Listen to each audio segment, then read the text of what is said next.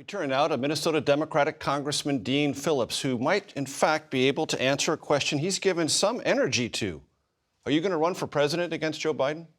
Well, Major, I have not decided yet, but I will tell you why I'm here. And I lost my dad in Vietnam in 1969, lived with my great-grandparents for 2.5 years. My mom was 24 and widowed. Was adopted when I was 3 by an extraordinary dad into a remarkable family. I know a little something about living on both sides of advantage. And I woke up the morning after the 2016 election, the one you just spoke about, saw fear in my daughter's eyes, my 2 daughters.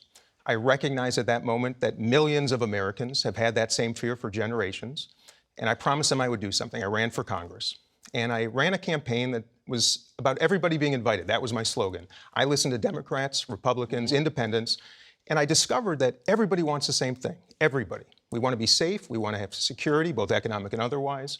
We want opportunity, and we want unity.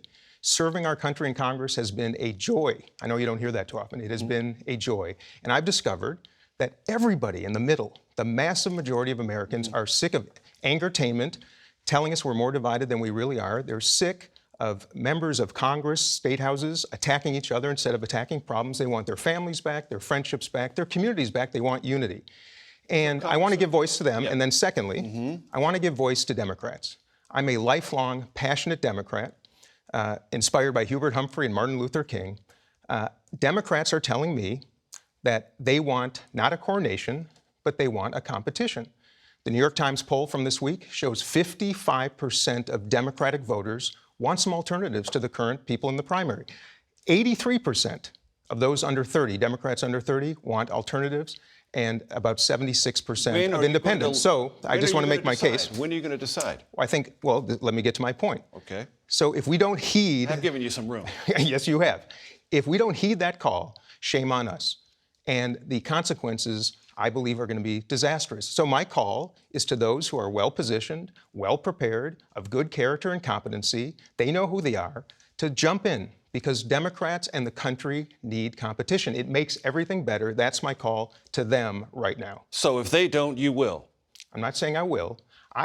Look, I think I'm well-positioned to be president of the United States. You do? I do not believe I'm well-positioned to run for it right now. People who are should jump in, because we need to meet the moment. The moment is now. That is what the country is asking for. I gave you some running room, so let's tighten up the answers if we can. Can President Biden beat Donald Trump? I think he can. But I think the only way to determine that objectively is to go through a process. By the way, before it's too late, and I want to tell you this about President Biden, an amazing man.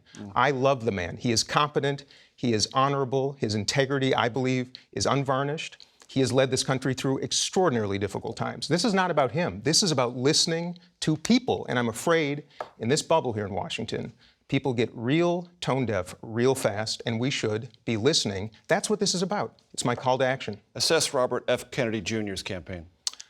Well, first of all, I like competition. I'm pleased that people... Is he an adequate competitor? Not the one that I'm looking for. I don't believe him to be a Democrat. Is there something telling? Let me say this. In what's happened around him? I think there is something telling. I think he's using a very similar playbook to a former president who did the same in the Republican Party just a little while ago. And I think we should be cautious of that. I also think that's why we need alternatives. I don't believe him to be a Democrat. I do believe, though, that speech is good. More speech is even better. We need alternatives for the massive majority of the middle in America to have some alternatives, too. Correctly. You don't believe Robert F. Kennedy Jr. is a Democrat? Not from the positions he's been taking, no. Assess Cornel West. Do you have any anxiety about him running as a Green Party candidate? I do. Anybody who wants to turn the page and go to the future in this country should be worried about Cornel West's candidacy. Any third-party entrance that would take votes from whoever is going to take on the likely nominee from the GOP, and that's probably Donald Trump. So I would ask Mr. West, I would ask others who are contemplating third-party runs to please think about your legacy, think about the future, and consolidate around entering a Democratic primary, because that's why we have primaries. I'm confused, Congressman. If there's a conversation that you say needs to occur within the Democratic Party about an alternative to the sitting president of the United States, why isn't the leading contender for that the sitting vice president of the United States, Kamala Harris? I think we live in an era of fear. What if I get out of line? What if I take on my party? I know the feeling this week. Is she not qualified? I think she's absolutely qualified. In fact, I think she's misportrayed. I think everybody in this country should take a little bit of time and sit with people, observe them, know them before you draw conclusions. I think she is more competent and able than many people give her credit for. The job of the vice president is not an easy one. Would she, in your mind, be the heir apparent if, for some reason, the President of the United States were not to seek the nomination in 2024? I'm glad you asked the question, and my answer is really simple. Competition. As many people as humanly possible with the talent, the time, the energy, the ethics to enter a primary should do it. We have 12 Republicans as options for Republican primary voters. Right now, we only have 3 in the Democratic side. I believe in competition. We're the Democratic Party. Democracy means the freedom to make choices, and we don't have many of them. Let me ask you a historical question. You've invoked the names of many Minnesota Democrats. Let me invoke the name of another.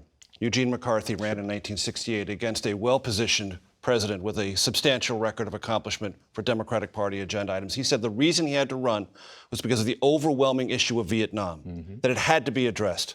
Dean Phillips, what's the Vietnam of this election? The Vietnam of this election, I think everybody knows, and it's about turning the page to the future. That is the Vietnam of right now. That's the quagmire in which we find ourselves. Mr. Hurd, who you just had on the show, if you could see the green room moments ago, the camaraderie between Democrats and Republicans who all want the same thing was represented right there. And I want to remind the American people, that's the Vietnam of right now. The quagmire in which we find ourselves, we will not get out of from a single leader. If everybody takes a pause, starts reaching out their hands to one another again, starts electing and selecting people of competency and good character, we're going to get out of this, and I'm optimistic. Dean Phillips, Congressman from Minnesota, Democrat, keep in touch. Thank you, Major.